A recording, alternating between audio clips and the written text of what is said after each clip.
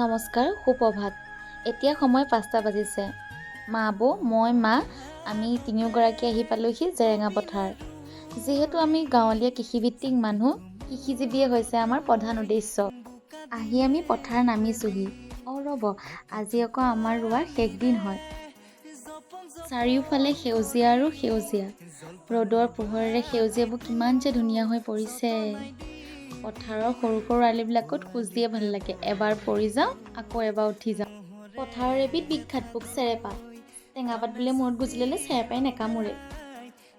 পথাৰ শেষ কৰিম বুলিয়েতো ওলাই আহিছিলোঁ। ৰ'দটো চাওকচোন ইমান যে টান। পথাৰ শেষ হয়নে নহয় চিন্তাতহে পৰিছোঁ। মা আৰু মাবোৰে ৰোৱা আৰম্ভ কৰিলে। মইনো ৰৈ থাকিব পাৰোঁনে? সেইকাৰণে ময়ো সাজু হ'লোঁ, ৰোৱাত লাগি গ'লোঁ পুৰা।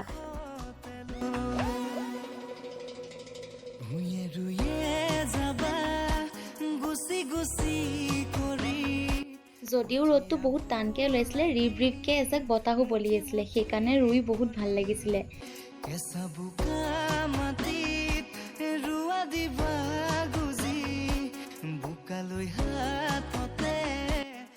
এয়া চাওক, মাবোৰে বিহুনাম এফাঁকি গাই ন ৰুই আছে।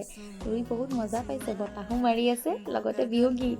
শাওণ আমাৰ মাটি ৰুই শেষ হ'ল। তাৰপিছতে মই পথাৰৰ সৰু সৰু আলিবোৰে আমেজ লৈ পিনি পথাৰৰ পৰা উঠি আহিলোঁ।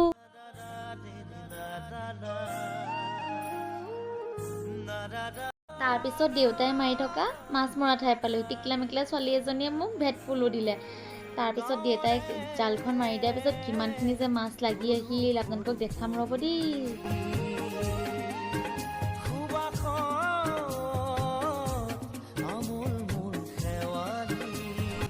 এয়া চাওক কিমানখিনি মাছ লাগিলে, দেখিছেনে বাৰু? এতিয়া আমি ঘৰলৈ যাওঁগে। থেংক ইউ ফৰ ৱাচিং।